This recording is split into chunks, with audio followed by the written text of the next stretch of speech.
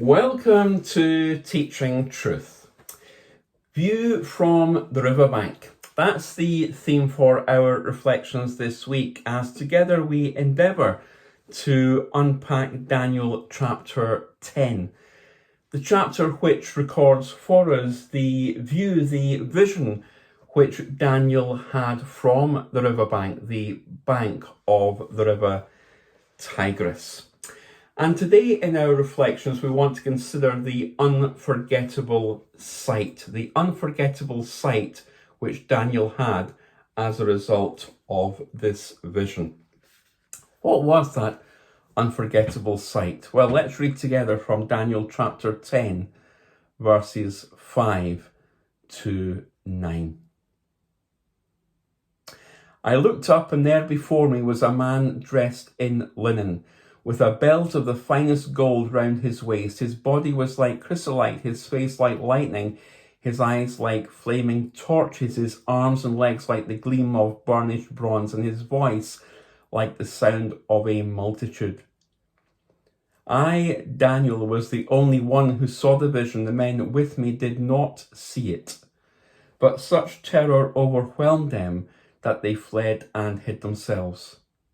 So I was left alone, gazing at this great vision. I had no strength left. My face turned deathly pale, and I was helpless. Then I heard him speaking, and as I listened to him, I fell into a deep sleep, my face to the ground. Truly an unforgettable sight for Daniel. An unforgettable sight which Daniel saw 3 days after the end of his fast. This is the 24th day of the first month, and Daniel has concluded his fast on the 21st day. Remember that for 3 weeks he has mourned, he's eaten no choice food, no meat or wine has touched his lips, and he's used no lotions at all. And so Daniel sees this unforgettable sight as he stands by the Tigris River, no doubt looking out over the sights of Babylon.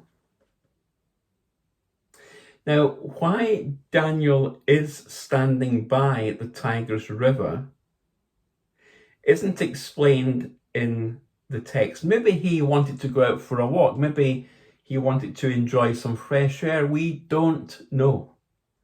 But what we do know is that the riverbank, the bank of the Tigris River, was the place where God wanted to meet with Daniel. Moreover, it was the place where God did meet with Daniel, and it was the place where God revealed to Daniel Israel's future in the greatest prophecy that God gave to his servant Daniel.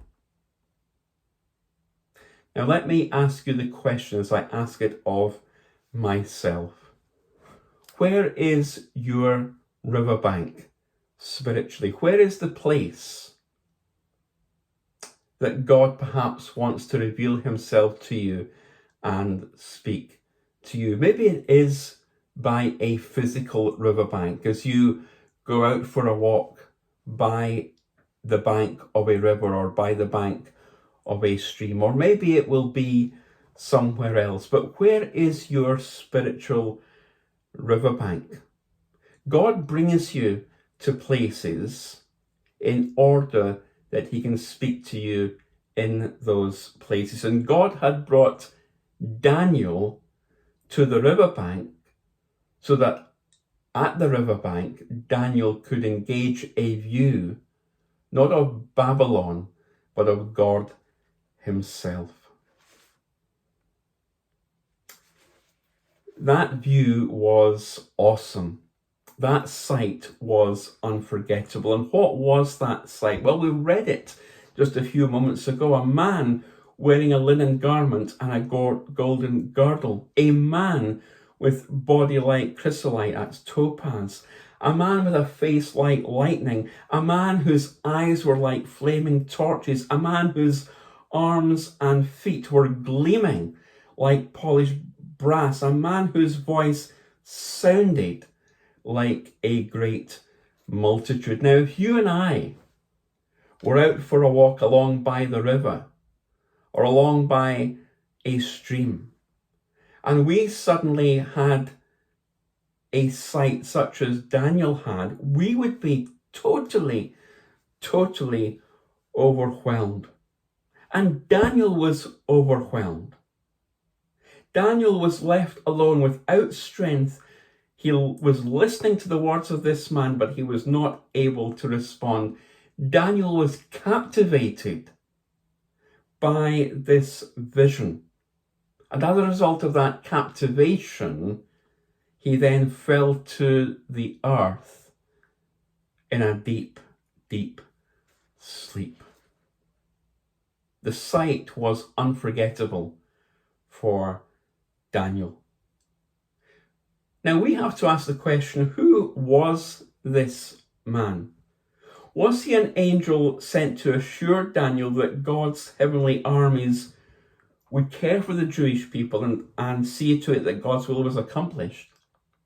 Or was it Gabriel who had already visited Daniel? Or, as some Bible scholars have suggested, was it a pre-incarnate appearance of Jesus Christ, the Son of God?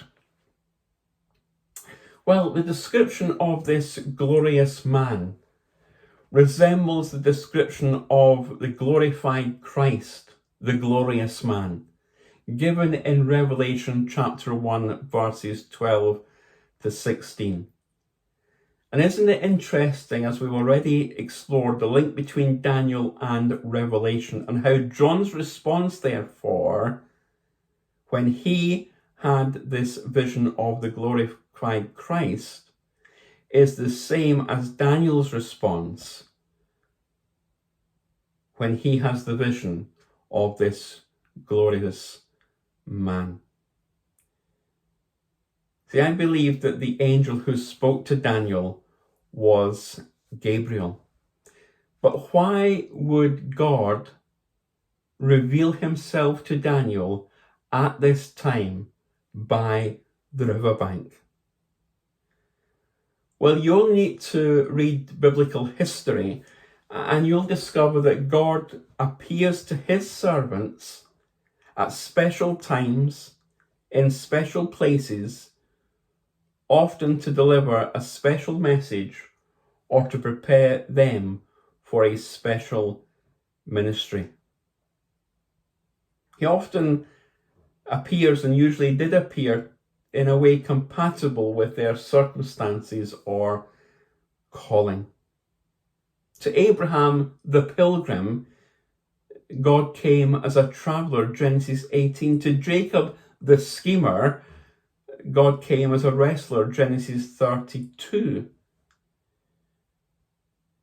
To Isaiah, he revealed himself as the king on the throne, Isaiah 6. And so Daniel, by the riverbank, engages and experiences this unforgettable sight.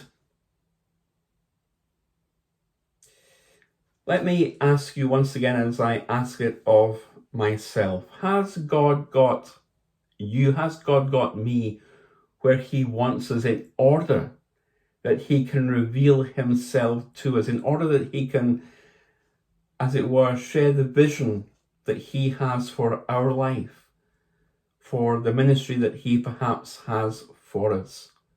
Perhaps he is leading you to, or perhaps he has you at a spiritual riverbank even today, even this week, and he wants to reveal himself to you. He wants to speak to you. He wants to captivate you by revealing himself to you. I believe there's a sense in which Daniel's experience by the riverbank, by the bank of the Tigris River, conveys a lesson for all of us. You see, there's a price to pay and there's a sacrifice to be made if we're to see what God wants us to see and hear what God wants to say to us. Daniel, no, didn't have this great vision early on in his ministry, but at the end of a long and a faithful life. Daniel's shoulders are probably stooped, his hair is probably grey if not white, his gait is probably slower. And yet Daniel, because of the wisdom, the spiritual wisdom of the years, because of his commitment to God, he prayed 3 times a day.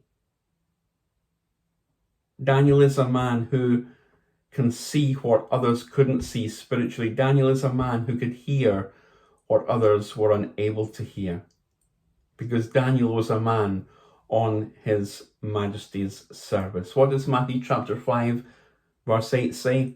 Blessed are the pure in heart, for they shall see God.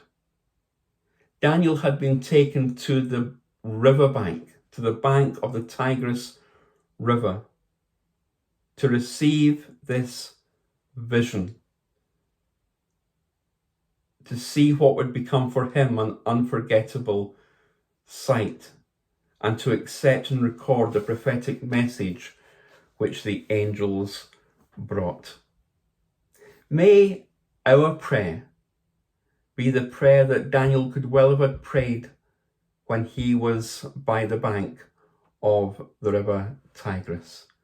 I want to be a God-gazer, captivated by the brilliance that springs from the radiance of you. I want to be a God-gazer, captivated by the brilliance that springs from the radiance of you.